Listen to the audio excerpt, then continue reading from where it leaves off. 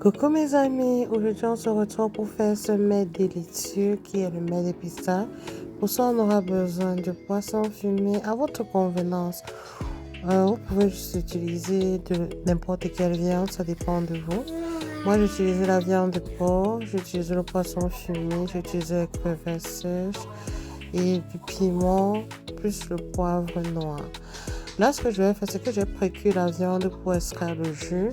Donc, j'ai utilisé le jus de viande. J'ai précuit la viande pour pouvoir utiliser le jus. Et comme le poisson était aussi très sec, j'ai brouillé ensemble pour que ça ramollisse en fait. Donc voilà, je suis en train d'enlever la viande de l'eau pour extraire le jus. Voilà le reste du jus. C'est avec ça que je vais tourner la pâte à pistache. Donc voilà la viande que je vais utiliser. J'essaie d'imiter le poisson le plus possible.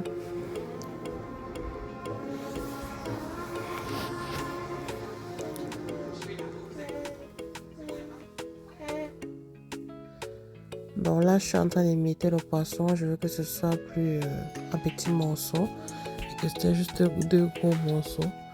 Je vais couper la viande vraiment en fin morceaux. Voilà, ça c'est le piment déjà écrasé. Là, je passe à la préparation. Voilà le jus de viande, donc je vais utiliser ça. Je vais renverser dans le pistache, question de tremper pour que ce soit mou. Généralement, normalement, je disais quand tu mets comme ça le pistache, ça gonfle aussi. Donc, je vais tourner. Je vais mélanger, question d'avoir un mélange homogène.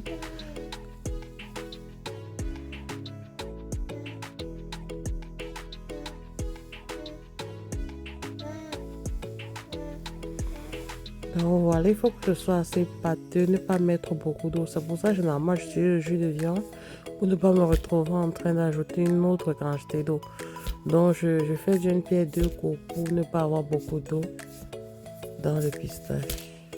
Ça doit être pâteux, sinon après, ça ne s'attache pas.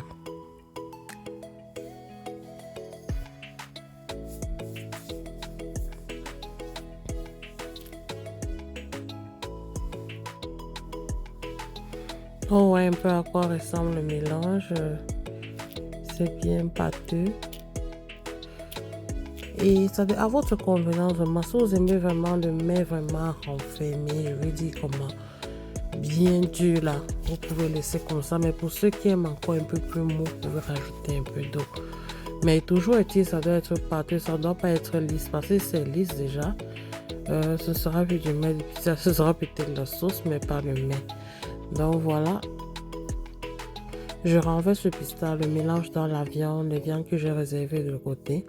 Je vais bien retirer l'excès dans le bol. Et puis voilà les crevettes écrasées, plus le poivre noir. Là, c'est le piment écrasé, je vais renverser.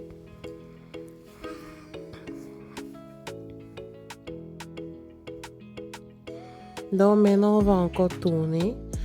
J'ai oublié un truc. Quand je rajoute de l'eau sur le pistache, je vais laisser reposer peut-être pendant 30 minutes. Question que ça gonfle, que ce soit bien ramolli. Donc voilà, maintenant je fais le mélange, je mixe tout.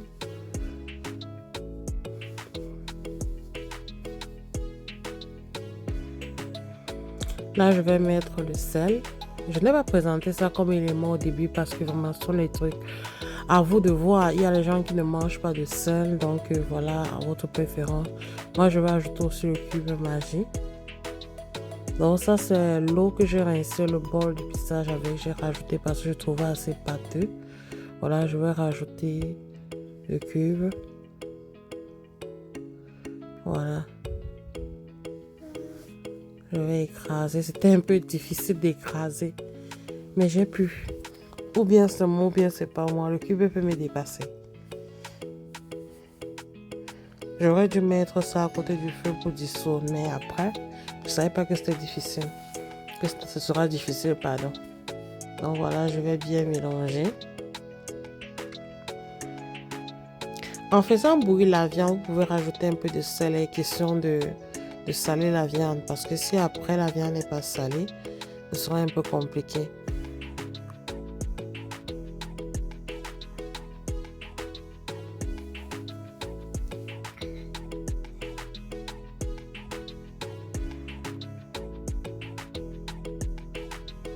On mélange bien, on mélange bien. Ah, voilà.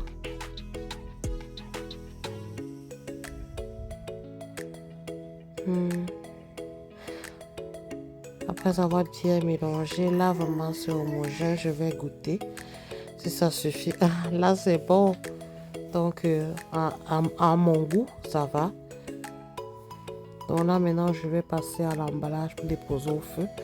Vu que je n'ai pas les feuilles de banane, généralement ça se fait avec les feuilles de banane, je vais utiliser le papier aluminium et puis le parchemin. Donc les feuilles au four là, je sais pas comment on appelle ça, mais si on dit parchemin, alors non. Donc je vais utiliser ça en dessus du papier aluminium. Donc voilà. Et quand vous emballez, vraiment rassurez-vous de ne pas mettre beaucoup de viande. Sinon à la fin, souvent la dernière boule n'a souvent pas de viande à l'intérieur. Donc faites tout que ce soit équitable.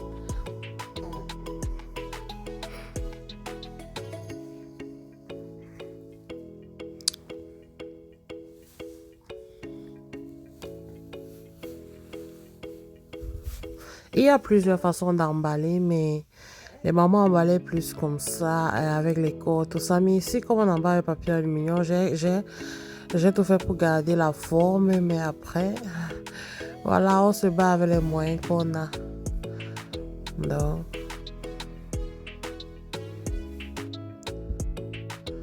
ok, bien emballé. Voilà.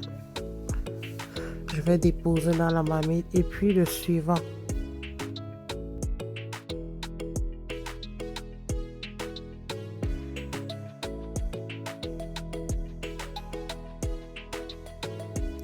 Donc là, on va passer à la préparation. Ayant tout emballé, j'ai déposé au feu. J'ai fait 2 formes, l'autre comme le coquille et puis vraiment,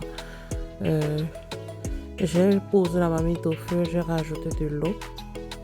Et puis voilà, c'est prêt. Il faut attendre 2 à 3 heures de temps. Et vraiment, c'est un mec qui met du temps pour cuire. Ça dépend aussi de la grosseur de vos boules. Donc moi j'ai attendu jusqu'à 3 heures de temps parce que j'estimais que les boules étaient grosses. Mais je pense que 2 heures, 2h30 ça peut se faire. Donc voilà. Je détache la boule. Voilà. On voit. Regardez à quoi ça ressemble. C'est trop beau. Généralement on fait cette forme. C'est parce que c'est trop beau quand on coupe comme ça. En forme de saucisson. En tranche de rondelles là. C'est joli. Ouais. Bien coloré. De poisson, de viande.